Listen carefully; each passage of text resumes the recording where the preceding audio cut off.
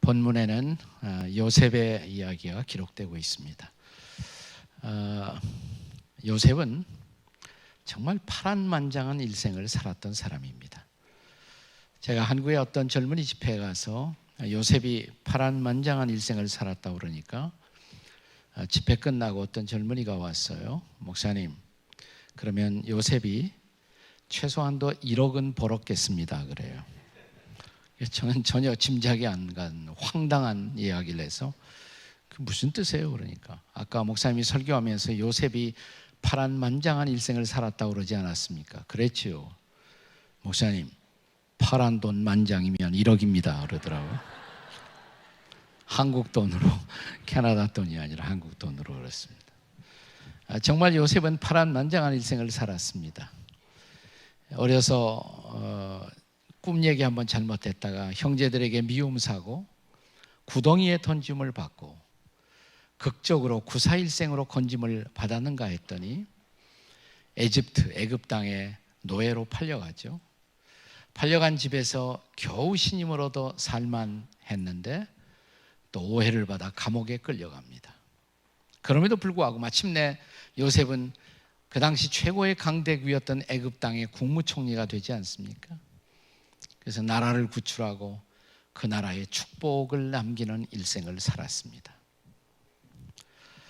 요셉은 마지막 그 국무총리라는 자리에서 한 나라에 축복을 남기는 놀라운 삶을 살았을 뿐만 아니라 그러나 그의 젊은 시절부터 그의 수많은 파란만장한 역경에도 불구하고 그가 사는 곳, 그가 가는 곳, 모든 곳에서 그는 언제나 축복을 남기는 일생을 살았어요. 저는 이런 요셉의 자화상이야말로 모든 크리스찬들이 흠모해야 할 모습이라고 생각을 합니다. 기독교의 축복관이 다른 모든 종교의 축복관과 구별되는 독특한 차이가 있다면 그래서 나 혼자 잘 먹고 잘 사는 축복이 아니라 내가 누군가를 향해서 축복이 되어주는 인생을 살아야 한다는 것입니다. 그런 의미에서 요셉은 가장 하나님의 사람다운 삶의 모습을 남긴 사람입니다. 오늘 본문 창세기 39장 5절을 우리 다시 한번 읽도록 하겠습니다. 39장 5절 다 같이 읽습니다. 시작. 그가 요셉에게 자기의 집과 그의 모든 소유물을 주관하게 한 때부터 여호와께서 요셉을 위하여 그 애굽 사람의 집에서 복을 내리심으로 여호와의 복이 그의 집과 밭에 있는 모든 소유에 미친지라. 여기 복이란 단어가 두 번씩 강조됩니다. 하나님이 그 애굽 사람, 여기서 그 애굽 사람은 애굽의 최고 통치자 바로를 경호하고 있던 친위대장 보디발이라는 사람이었습니다. 요셉이 그 집에 머슴살이 노예 생활을 한 것입니다. 근데 하나님은 그 애굽 사람의 집에 축복하셨고 여호와의 복이 그의 모든 집에 넘쳐났다고 그랬습니다. 그 원인이 뭔가? 다시 5절에 보시면 요셉을 위하여 그랬어요. 요셉을 위하여. 대부분의 영어 성경에 보시면 요셉을 위하여 이 대목이 because of Joseph 이렇게 돼 있어요. because of Joseph. 그러니까 요셉 때문에 하나님이 그 애굽 사람의 집 보디발의 집을 축복하셨다는 것입니다. 그러니까 보디발은 요셉을 머슴으로 고용하고 나서 자기가 축복을 얻은 거예요. 그러니까 틀림없이 어느 날 보디발은 요셉을 불러놓고 이렇게 말했을 것입니다. 미스터 조셉, 당신은 우리 집의 축복이요. You are the blessing. 당신 때문에 우리 집이 복을 누릴 수가 있었어. 우리 한국에서는 자기 마누라 자랑하면 팔불출이라고 그러죠. 마누라 여기 없으니까 제가 좀 이야기를 하겠습니다. 네, 제 아내가 저희 집에 시집을 올 때 저희 집 풍경을 조금 과장해서 묘사하다면 거의 지옥 비슷한 그런 풍경이었어요. 네, 저는 사실 나 같은 사람에게도 시집 올 사람이 있겠는가 이런 생각을 했어요. 제가 장남이고 동생이 6입니다. 저희 아버님은 사업에 실패하고 빚을 지고 도망 다니셨어요. 저희 집에 있는 것은 빚밖에 없어요. 동생은 6, 장남. 여러분이 자매라면 그런 집에 시집 올 용의가 있다 없다? 아무도 없죠. 근데 이런 정신 나간 여자 하나가 시집을 오더라고요. 그리고 잘 살아 주었어요. 오랜 세월이 지나간 후 지금 저희의 집의 광경을 조금 더 과장해서 묘사한다면 거의 천국 비슷한 풍경으로 바뀌었어요. 그 한복판에 제 아내의 역할이 가장 중요한 역할이었다고 저는 생각해요. 저희 어머님이 생신을 맞아서 생일 잔치를 집에서 하고 있는데 저희 어머님 친구들을 초대하셨습니다.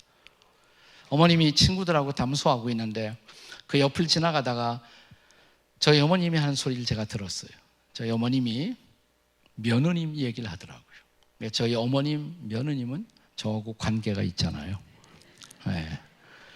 뭐라고 그러냐면 그 아이가 복덩이에요 그러더라고요. 그 아이가 복덩이에요. 그 아이가 들어와서 우리 집이 복을 얻었어 그래요. 제가 지나가다 탁 들었는데 가슴이 찡하더라고요. 네. 그 말이 사실이었기 때문입니다. 저는 때를 얻든지 못 얻든지 제 아내를 보면 언제나 이렇게 고백합니다. 당신이 정말 내게 축복이요. 내게 축복이요. 마누라 자랑하려고 하는 소리는 아니고요. 저는 그것이 그리스도인으로서 이 땅의 삶을 사는 모든 사람들이 사모해야 할 삶의 자리라고 생각을 해요. 우리들의 믿음의 조상, 우리가 아브라함이라고 하죠. 하나님이 아브라함을 부르셨을 때 어떤 약속을 하십니까? 내가 너를 축복한다 그랬어요. I will bless you. 나는 너를 위대한 민족으로 만들겠다.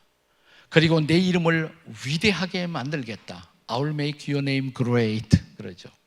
그리고 너는 복의 근원이 되리라. 이 근원이라는 단어가 쉬우면서도 얼른 빨리 들어오질 않아요. 사실 원문에는 근원이라는 단어가 없습니다. 그래서 개역 개정판에 다시 번역하면서 근원이라는 단어를 뺐고요. 지금 보면 창세기 12장 2절이 너는 하나님이 아브라함에게 너는 복이 되어 주리라 그랬어요. You will be 혹은 shall be a blessing. 축복이 되어 주리라. 이게 바로 기독교인의 축복관이에요. 축복이 되어주는 인생. 그냥 나 혼자 축복받고 내가 누리는 것이 아니라 축복이 되어주는 인생을 사는 것. 그런 삶을 산 전형적인 인물이 바로 요셉이란 말이죠. 자, 그렇다면 우리들의 중요한 질문, 어떻게 우리가 그런 축복이 되어주는 인생 혹은 내가 살다 간 곳에 축복을 남기는 인생, 그런 인생을 어떻게 살 수가 있을까요? 이 부흥의 결론입니다. 첫날 저녁 거듭남에 대해서 말씀을 나누었어요. 거듭나야 돼요. 이게 신앙생활의 진지한 출발이에요. 거듭난 사람은 영적으로 성숙해야 합니다. 자라야 합니다. 그리고 우리가 정말 영적으로 성숙한다면 이제 우리의 삶의 현장에서 우리는 축복이 되어주는 인생을 살 수가 있어야 한다는 것. 이것이 바로 우리의 삶의 모습입니다. 어떻게 그런 삶이 가능할 수가 있겠습니까? 첫째로 우리는 그런 축복의 인생을 사는 중요한 비밀로 요셉의 영성을 주목해 볼 필요가 있어요. 요셉의 영성.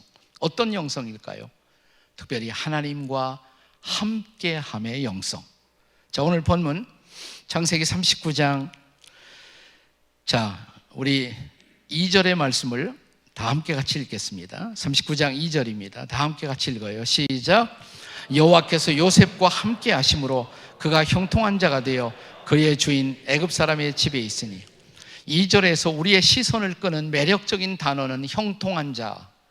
왜? 우리가 다 형통하기를 원하니까. prosper, prosperity, 형통, 번영. 그러나 오늘 본문은 요셉이 형통한 자가 되었다, 그것을 강조하는 것이 아니라 그 앞에 더 중요한 강조점이 있어요.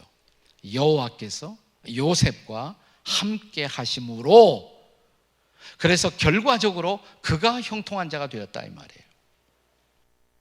그런데 이것은 보디발의 집에 살 때에만 하나님이 요셉과 함께 하신 것이 아니에요.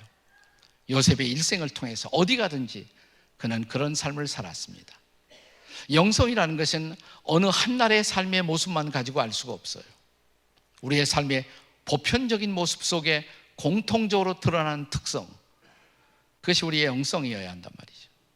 하나님이 요셉과 함께 하심으로 보디발의 집에서만 그런 것은 아니고요. 우리가 창세기 39장을 계속 읽어 내려가면 39장이 끝나기 전에 요셉이 감옥에 들어갑니다. 억울하게 들어가요. 저는 요셉을 자기의 모습으로 고용했던 보디발은 비교적 괜찮은 사람이었다고 생각해요. 근데 이 보디발의 마누라가 좀 이상한 여자란 말이죠. 네. 왜 그런지 아시죠? 몰라요? 네. 성경 좀 읽어보세요, 성경. 이게 드라마보다 훨씬 재밌어요, 성경이. 네. 요셉이 오해를 받아서 이제 감옥에 들어간단 말이죠. 보디발의 아내 때문에 그렇게 됐어요. 그러나 요셉은 원망하지 않습니다. 자, 우리가 억울하게 감옥에 들어갔다면 날마다 우리의 감옥 생활은 불평의 연속이었을 것입니다. 근데 요셉은 그러지 않아요. 자, 감옥에 들어간 요셉의 모습, 창세기 39장 20절부터 보시면, 이에 요셉의 주인이 그를 잡아 옥에 가두니 그 옥은 왕의 죄수를 가두는 곳이었더라. 요셉이 옥에 갇혔으나, 그 다음 절 21절, 여호와께서 요셉과 함께 하시고, 거기서도 감옥에서도 여전히 하나님은 요셉과 함께 하셨어요. 자, 어떻게 이런 삶을 살 수가 있어요? 아니, 구체적으로 우리가 하나님과 함께 하는 것을 어떻게 경험할 수가 있겠습니까? 근데 성경에 보시면 우리가 하나님과 함께 하는 것을 경험하도록 두 가지 중요한 선물을 하나님이 주셨어요. 그게 뭐냐면 말씀과 기도예요. 말씀과 기도를 제껴놓고 하나님과 함께 하는 것을 경험할 방법이 없어요. 우리가 성경을 펼칠 때마다 하나님의 음성을 듣습니다. 그리고 기도에 무릎을 꿇어 주님 앞에 응답하면서 그분의 임재를 경험하는 것입니다. 그것은 주일날 일주일에 한 번 교회에 나와서 예배만 드리는 것으로 불가능해요. 날마다 말씀과 기도로 사는 것. 어떤 사람에게는 새벽 기도회가 그런 도움을 줄 수가 있습니다. 적어도 매일 아침 나와서 말씀 받고 기도하고. 요즘 젊은이들은 큐티를 많이 해요. 큐티. 말씀 묵상하고 기도하고, 그러면서 그분이 나와 함께하는 삶을 구체적으로 경험하는 것이에요. 여러분, 오늘 이 하나님과 함께함을 경험할 수 없다면 우리는 정말 하나님의 축복의 통로가 되는 그런 일생을 요셉처럼 살아갈 수가 없다는 사실입니다. 기독교 영성을 공부하시는 분들이 많이 읽는 책 가운데, 옛날 책이지만 지금도 읽혀지는 현대인의 고전 가운데 이런 책이 있어요. 하나님의 임재의 연습. 이 책의 저자는 로렌스 형제로 되어 있습니다. 본명은 아니에요. 이 사람의 본명은 니콜라스 헐먼이라는 사람입니다만은 보통 사람이 그를 부를 때 로렌스 형제라고 불렀습니다. 이 사람은 1600년대의 사람이에요. 프랑스 파리 근교의 수도원의 식당에서 일하고 있었던 쿡이었습니다. 요리사였어요. 근데 사람들이 그를 만나기만 하면 마치 예수님을 만난 것 같은 착각을 해요. 이 책은 이 사람이 날마다 써내려간 일기, 그리고 자기 주변 사람들과 교환했던 편지를 모은 책이에요. 이 책의 뒤편에는 부록이 있는데, 그것은 수도원 원장이 이 수도원의 요리사였던 이 로렌스 형제가 날마다 살아가는 일상을 지켜보면서 이 사람에 대해서 증언한 내용이 부록으로 붙어 있어요. 그 중에 이런 내용이 있어요. 우리는 로렌스 형제가 부엌에서 그 그릇을 닦을 때 보면 정성을 다해, 정말 마음을 다해서 그 그릇을 닦는 모습을 본다. 그런데 그는 그릇을 닦으면서 뭔가 계속 하나님과 대화를 하고 있다. 그는 기도하며 그 그릇들을 닦는 임무를 수행하고 있었던 것이다.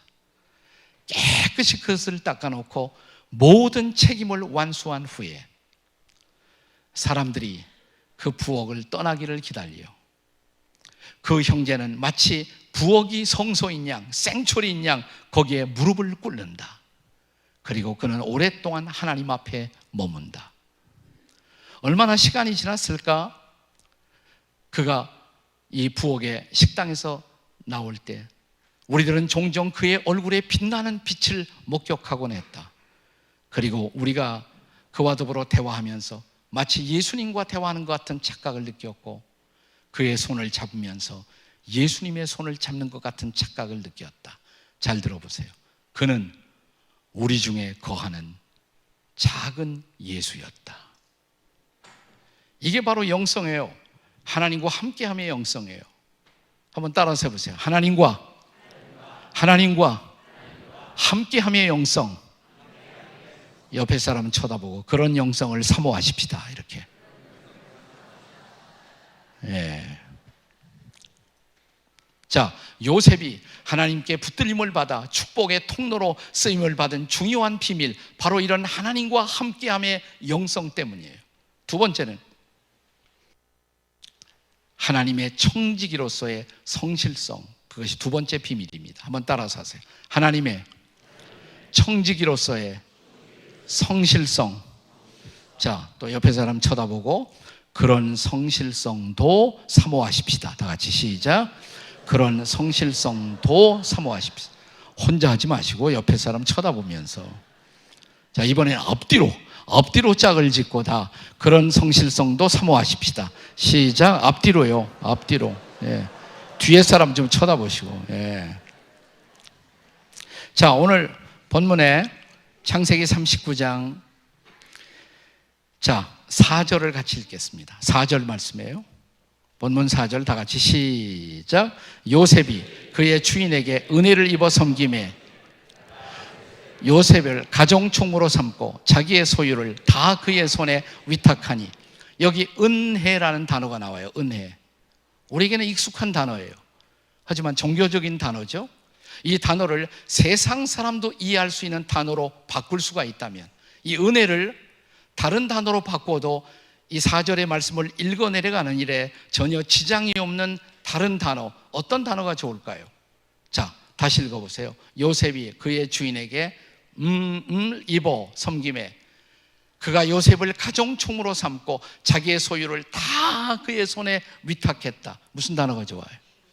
네? 신뢰. 네, 그게 제일 좋은 단어예요. 신뢰. 신임, 신뢰를 입어 섬김에. 한마디로 요셉은 믿을 만한 사람이란 말이죠. 그래서 주인이 다 맡겼다. 모든 것을 위탁했다. 어느 날 주인이 요셉을 불러놓고 이렇게 말했을 것입니다. 조셉, 당신은 정말 믿을 만한 사람이요. 내가 당신에게 다 맡기겠소.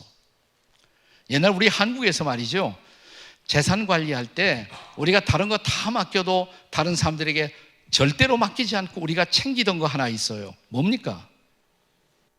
예? 다 잊어버리신 모양이에요. 인감도장이라는 거 있었어요. 옛날에 인감도장. 그건 내가 스스로 챙겼어요. 네. 근데 요셉은 어떤 사람이냐? 인감도장도 맡길 수 있는 사람. 요즘 한국도 변했어요.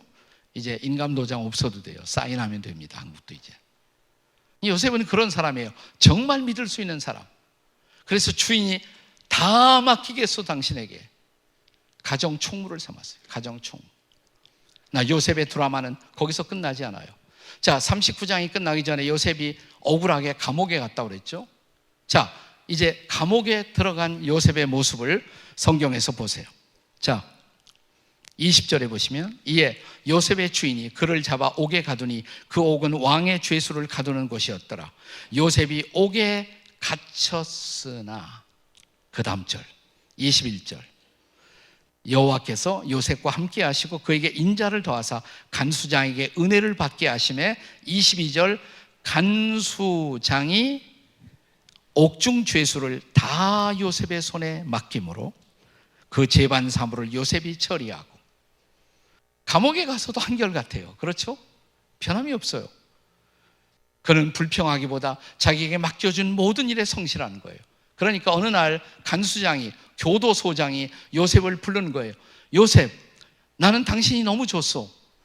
나는 제발 당신이 이 감옥에서 나가지 말고 오랫동안 여기서 나를 도와주었으면 좋겠어. 그래서 감옥 총무를 만들었어요. 감옥 총무. 자, 보디발의 집에서 가정 총무하다가 이제 감옥 총무가 됐어요. 이거 프로모션이에요. 감옥이 가정보다는 스케일이 크지 않습니까?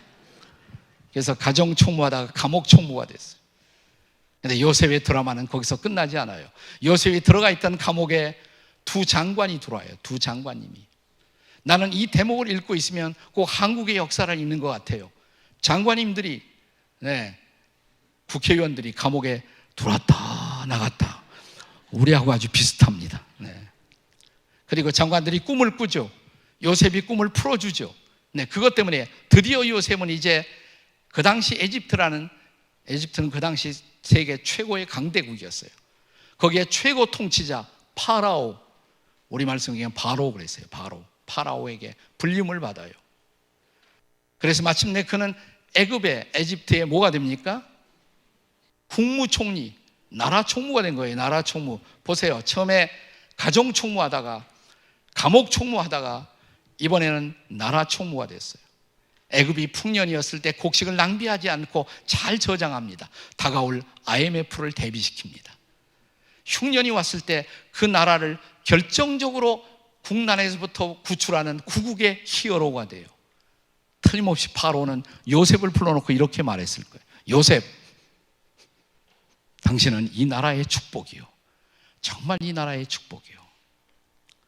나는 이 카나다에 이민 온 한국 사람들을 카나다 사람들이 보고 그렇게 말했으면 좋겠어요.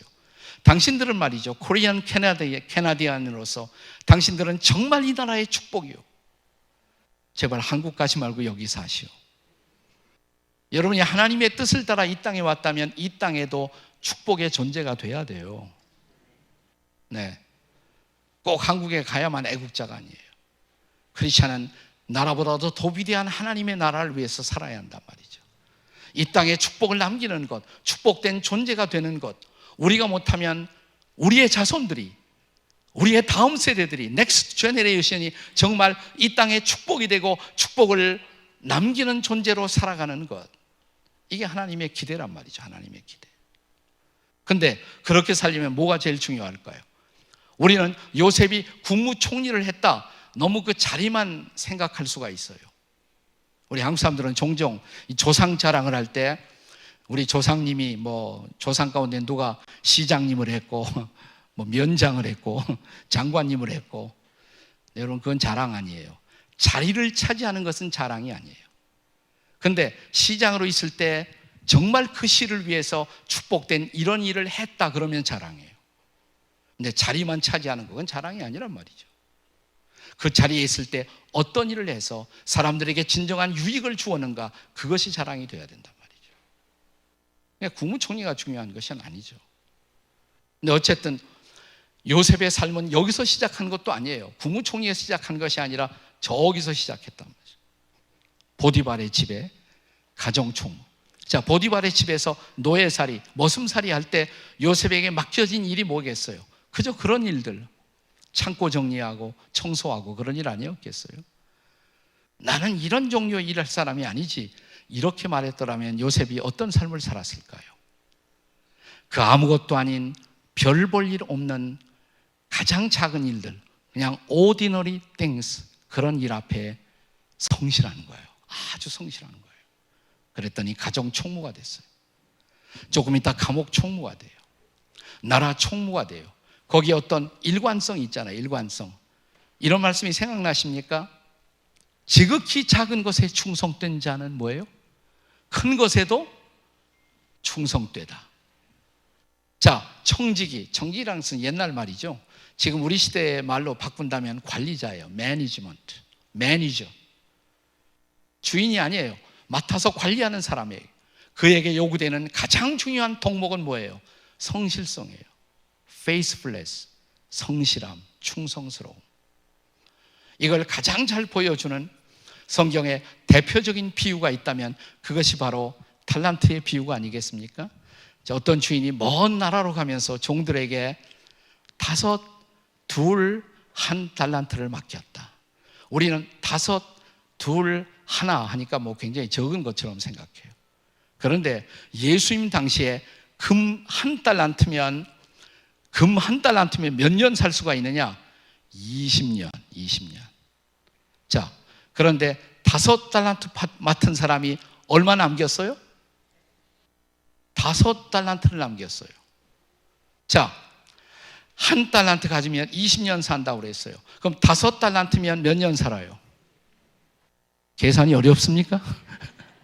다시 한 달란트 가지면 20년이라고 그랬어요. 20년 살날이라고. 그러면 5달란트면 얼마예요? 100년이잖아요. 그건 어마어마한 거예요. 그러면 5달란트 받은 사람이 5달란트를 남겼으면 주인이 와서 칭찬하면서 당신은 어마어마한 일을 했어, 이렇게 말해야 된단 말이죠. 근데 돌아온 주인이 어떻게 칭찬합니까? 당신은 작은 일에 충성했다고. 작은 일. 그걸 큰 일이라고 말하지 않아요.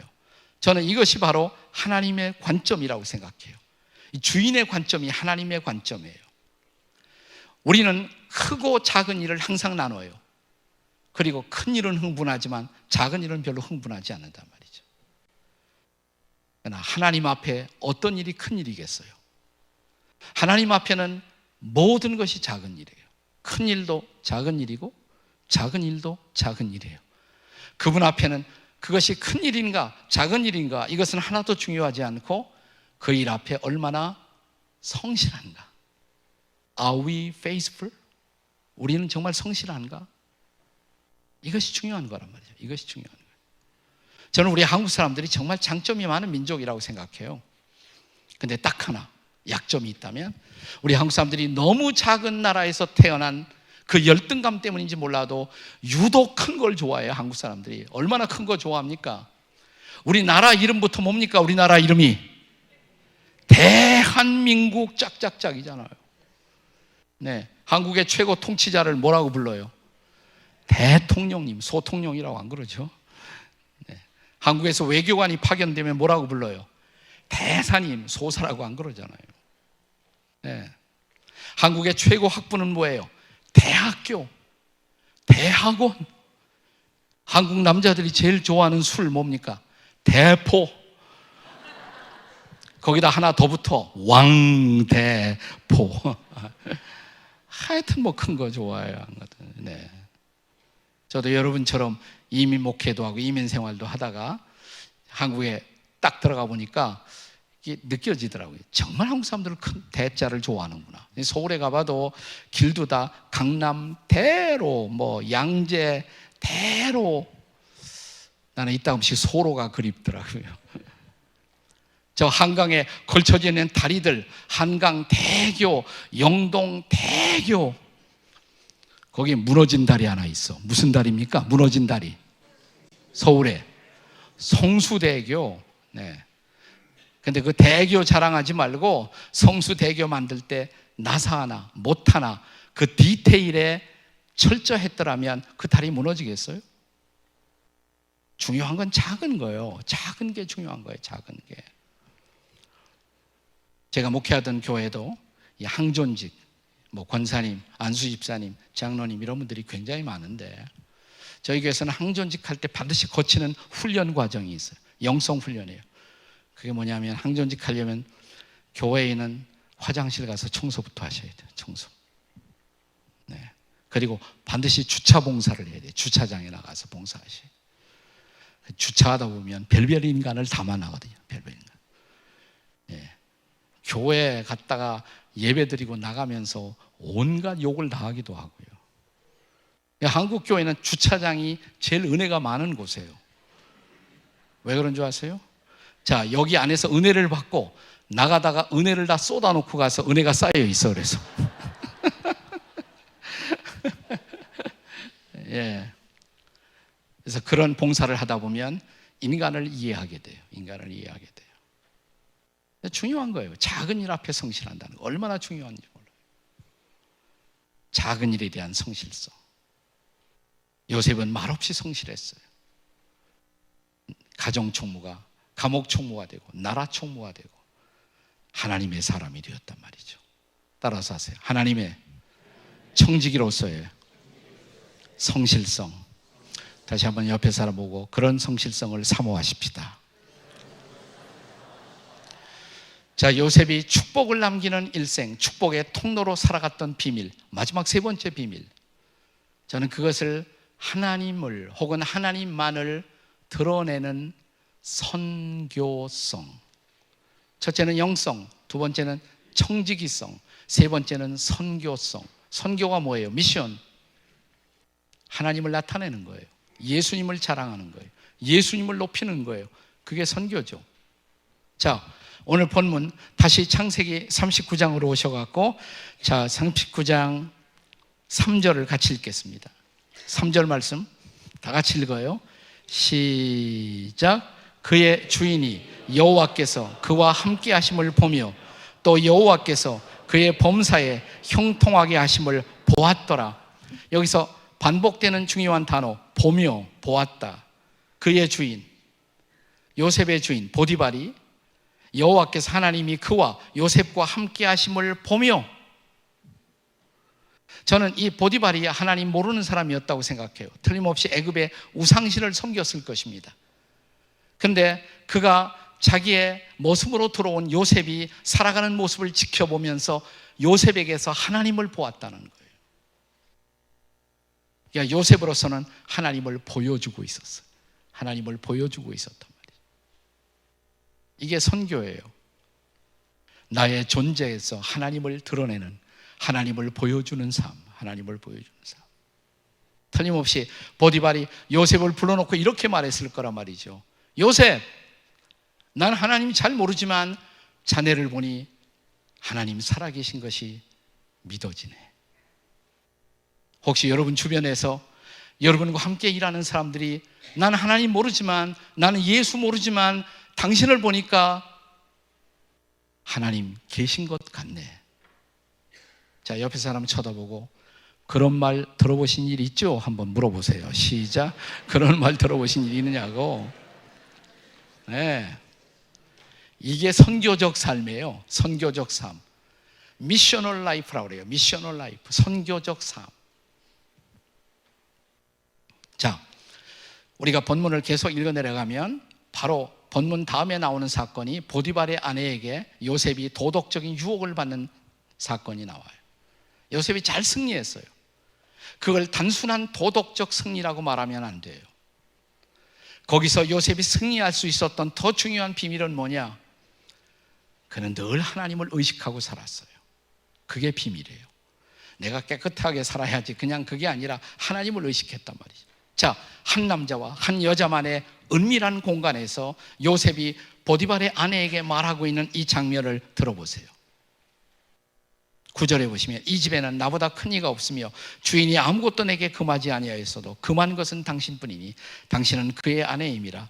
자, 그런즉 내가 어찌 이 큰 악을 행하여 그 다음에 하나님께 죄를 지으리까? 그는 거기서도 하나님을 의식하고 있었단 말이죠. 하나님. 그리고 이 여인에게 하나님 얘기를 하고 있어요. 하나님 이야기를. 이 안 믿는 여자에게 하나님 이야기하고 있단 말이죠. 거기서도 그는 하나님을 드러내고 있었어요. 자, 요셉이 억울하게 감옥에 들어갔어요. 억울하게. 두 장관이 들어와 있었죠. 이 두 장관이 꿈을 꾸었습니다. 그리고 요셉에게 꿈 얘기를 하면서 혹시 당신이 이 꿈의 뜻을 알 수가 있겠느냐고. 마침 요셉에게는 꿈을 풀 수 있는 그런 영적 능력이 주어져 있었어요. 그러면 이렇게 말할 수가 있겠죠. 예, 말씀만 하십시오. 제가 풀어드리죠. 근데 요셉이 그렇게 말하지 않습니다. 요셉의 대답을 들어보세요. 창세기 40장이에요.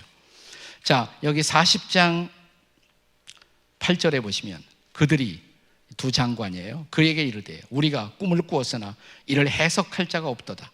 요셉이 그들에게, 두 장관에게 이르되, 따라서 읽으세요. 해석은 하나님께 있지 아니하니까. 해석은 하나님이 하십니다. 하나님이 대답을 주실 것입니다.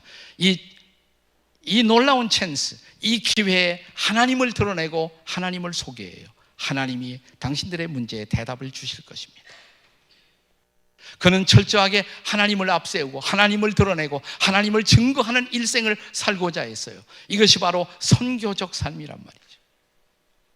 자, 이것이 계기가 되어서 드디어 요셉은 이제 애굽의 최고 통치자 바라오의 부르심을 받고 바로 앞에 나오게 됩니다. 바로도 꿈을 꿨어요. 창세기 이제 41장 보시면 41장 15절에 바로가 요셉에게 이르되 내가 한 꿈을 꾸었으나 그것을 해석하는 자가 없더니 들은즉 너는 꿈을 들으면 능히 푼다고 하더라. 얼마나 좋은 찬스예요. 한 나라의 최고 통치자에게 인정받을 수 있는 기회잖아요. 나 같으면 예 폐하이시여 말씀만 하옵소서 제가 풀어 드리리이다 이렇게 말할 거 아니에요? 근데 요셉의 대답 들어보세요. 요셉은 어떻게 대답합니까? 그 다음 절에 보시면 16절에 요셉이 바로에게 대답하여 이르되 따라서 읽으세요. 내가 아니라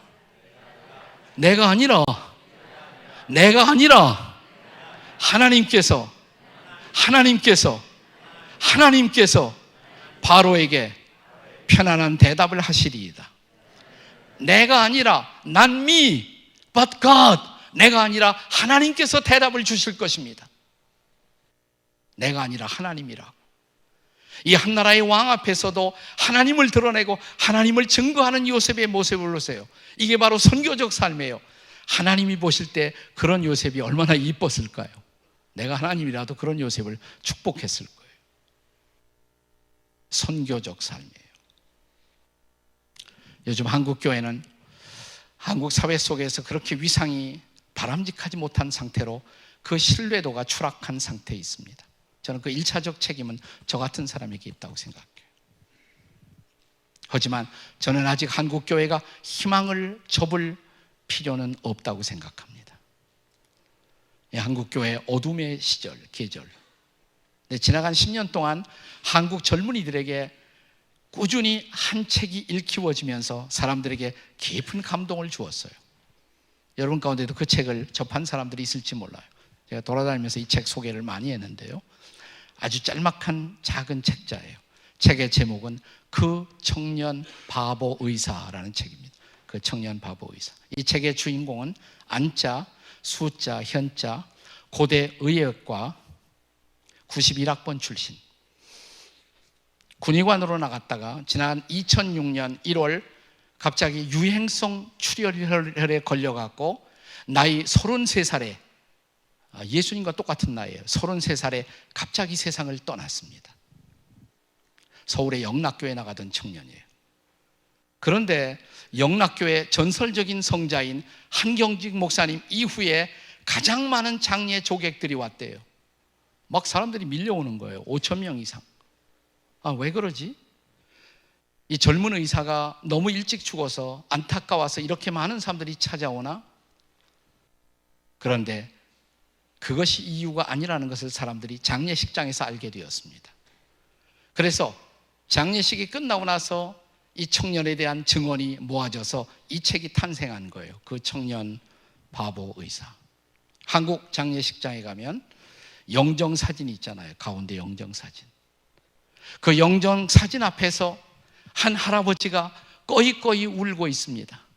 그리고 이렇게 말합니다. 나는 이 청년 의사가 일하던 병원 바로 앞에서 구두 닦던 사람인데 이 청년 의사는 멀쩡한 구두 가지고 와서 닦고 필요 없이 돈을 더 얹어주면서 내 손을 만지면서 할아버지 춥지 않으세요? 할아버지 아프지 않으세요? 할아버지 힘내세요. 근데 할아버지 예수 믿으면 진짜 힘나요. 난 그래서 이 의사 때문에 예수 믿었다고. 한 아주머니가 그 영정 사진 앞에서 또 꺼이꺼이 울고 있습니다. 나는 이 청년 의사가 일하던 병원의 세탁부였습니다. 내가 이 세탁차를 끌고 갈 때, 카트를 끌고 갈 때 아무도 내 곁에 머물러 준 사람이 없습니다. 그런데 청년 의사는 한 번도 지나간 적이 없다고 그 카트를 같이 끌어주면서 아주머니 괜찮아요? 요즘 아프지 않으세요? 아주머니 얼굴이 안 좋으시네요.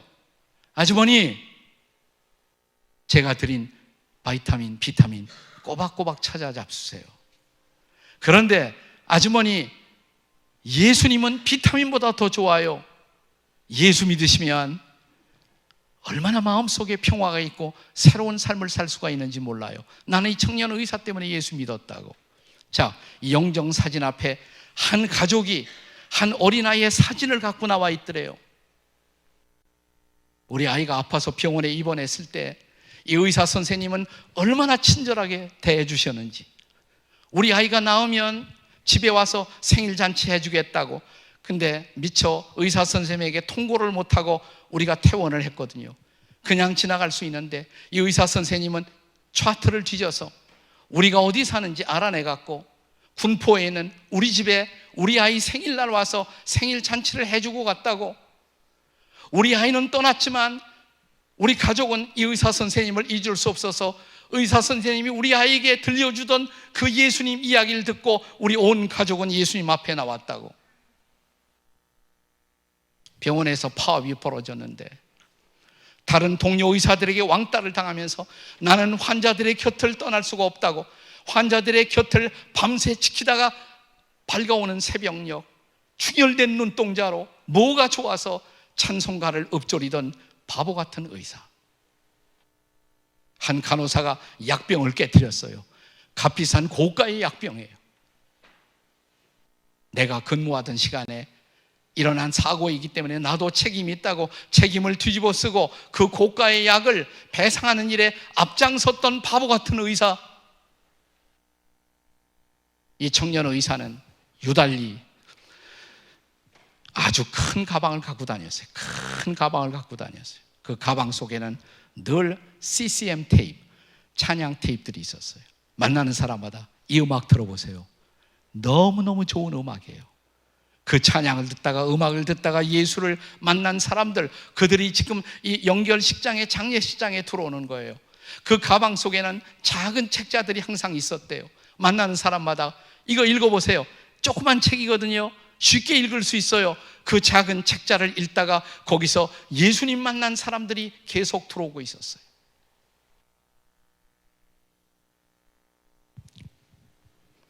그가 친구들에게 보내는 이메일, 편지는 항상 마지막에 이런 말로 끝나고 있었다고 합니다.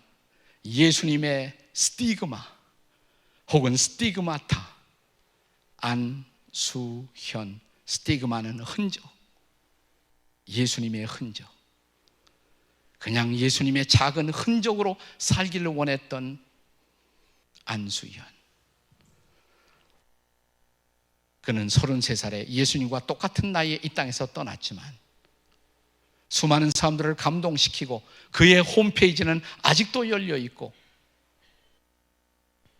그는 그가 떠나간 자리에 진정한 축복을 남겼습니다. 여러분과 저는 무엇을 남기며 살고 계십니까?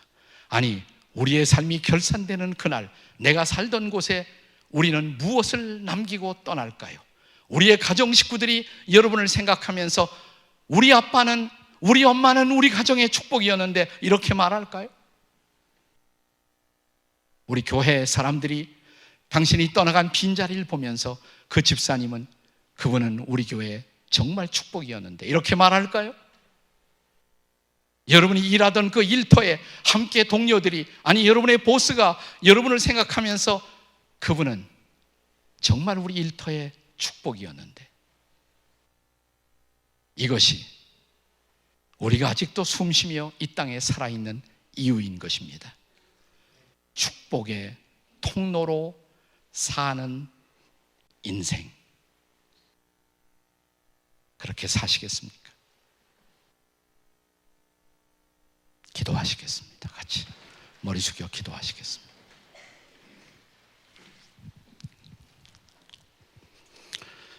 머지않아 우리의 인생은 끝날 것입니다. 삶은 그렇게 길지 않습니다. 시간은 너무나 빠르게 지나가는 것입니다. 우리의 인생이 끝났을 때 축복을 남기면서 가게 하옵소서. 하나님,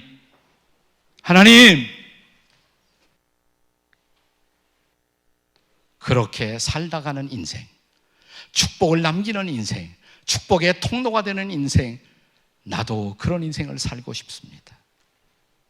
그렇게 살아가도록 도와 주시옵소서. 우리 교회가 안수현 같은 청년을 계속 길러낼 수 있다면 한국교회 아직 희망이 있어요. 이민교회 아직 희망이 있습니다. 우리 가운데 안수현 같은 형제가 계속 일어날 수만 있다면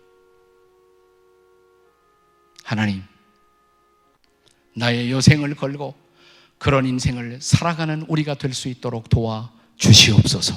함께 통성으로 같이 기도하시겠습니다. 기도하십시다.